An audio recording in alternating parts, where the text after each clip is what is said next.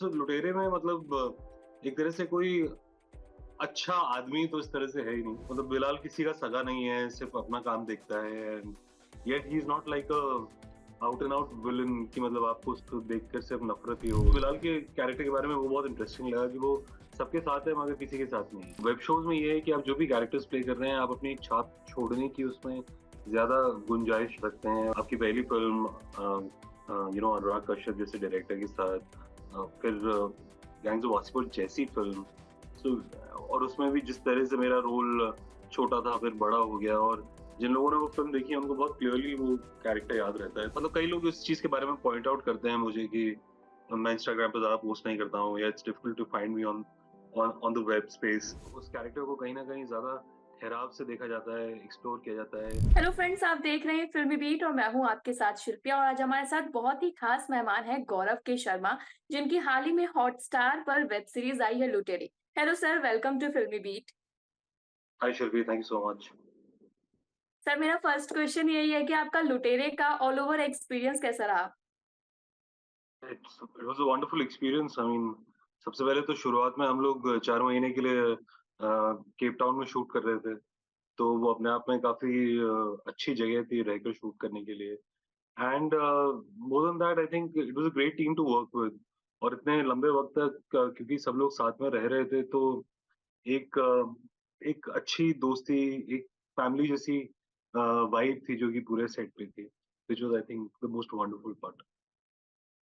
आप अपने रोल को लेकर क्या कहना चाहेंगे? मेरा जो कैरेक्टर है उसका नाम बिलाल है। तो बिलाल लुटेरे में एक तरह से कोई अच्छा आदमी तो इस तरह से है ही नहीं। All the characters are very grey. तो इन सब ग्रे कैरेक्टर्स में मुझे ऐसा लगता है कि बिलाल जो है वो is the Greste of them all. And Bilal किसी का सगा नहीं है, सिर्फ अपना काम देखता है and yet he is not like a out and out villain कि आपको उसको देखकर सिर्फ नफरत ही हो, या आप घबरा जाएं जब उसकी एंट्री हो। तो he is one of these normal people जो कि हमें आम तौर पर जिंदगी में मिलते हैं। तो वो मुझे बिलाल के कैरेक्टर के बारे में वो बहुत इंटरेस्टिंग लगा कि वो सबके साथ है मगर किसी के साथ नहीं है। सर, तो कभी सेट पर फनी सीन वगैरह भी हुए? बट वही मैंने आपको कहा, क्योंकि हम लोग सब साथ में रह रहे थे, और वहाँ के जो लोकल एक्टर्स थे वो लोग भी इसमें they are playing prominent parts. तो हंसी मजाक चलता ही रहता था। और it was a it was a fun set. It was there was always something nice and fun happening, not necessarily funny but मजा चलता रहता था वहाँ पर।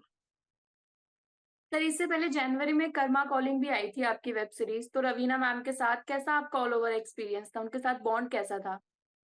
बहुत अच्छा था मेरे लिए। तो it was like a I mean there are certain things you kind of dream of, and there are certain things you don't even dream of. तो it was one of those things कि मैंने कभी सोचा नहीं था कि मैं इस तरह से उनके साथ काम करूंगा। तो बहुत अच्छा एक्सपीरियंस रहा, and she was very gracious and काफी कुछ it was a different setup all together, क्योंकि वहां पर कहानी भी बहुत अलग थी, और जिस तरह का वो सेटअप था वो बहुत अलग था। But yeah, it was a lot of fun in itself, Karma Calling. Sir, आपने कई सारी वेब सीरीज में भी वर्क किया है और मूवीज में भी, तो ये दोनों एक दूसरे से कैसे डिफरेंट है? आपका एक्सपीरियंस कैसा था? अब दोनों एक तरह से देखा जाए तो कुछ डिफरेंस नहीं भी है, क्योंकि दोनों ही जो माध्यम है उनसे कहानी कहने की कोशिश की जा रही है। I think with a web show what happens is that उस कहानी को बहुत आराम से बताया जाता है। हर कैरेक्टर का एक आर्क होता है, सब प्लॉट्स होते हैं। तो उस तरह से आई थिंक जो सबसे बड़ा डिफरेंस है वो यही है कि फ़िल्म्स जो हैं वो एक तरह से शॉर्ट स्टोरीज़ हैं, और वेब शोज़ जो हैं वो एक तरह से उपन्यास हैं। कहानियाँ दोनों जगह बताई जा रही हैं, मगर जिस तरह से कहानियों को एक्सप्लोर किया जा रहा है, कैरेक्टर्स का जो पूरा एक ग्राफ है, वो वेब शोज़ में ज़्यादा है। और मुझे ऐसा लगता है as an actor, I mean web shows have been a great blessing, क्योंकि अदरवाइज़ बड़े पर्दे पर अब इतना नहीं, मगर फिर भी काफ़ी हद तक आपके जो कैरेक्टर्स जो आपको दिए जाते हैं रिप्रेज़ेंट करने के लिए, उनका they don't have a deeper effect on the story itself. तो वेब शोज़ में ये है कि आप जो भी कैरेक्टर्स प्ले कर रहे हैं, आप अपनी एक छाप छोड़ने की उसमें ज़्यादा गुंजाइश रखते हैं। सर आजकल ना शो ऑफ का ज़्यादा ट्रेंड हो गया, लाइक आपके इंस्टाग्राम पर कितने फॉलोअर्स हैं, तो ये चीज़ एक एक्टर की लाइफ पर कितना इम्पैक्ट डालती है? डालती तो हैं, ऐसा नहीं है कि नहीं डालती हैं। In my case, I mean, I started off just a little before that time became like the norm. तो इतना मुझे उस बात से इतना फ़र्क नहीं पड़ता है, बट हाँ, ये ज़रूर है कि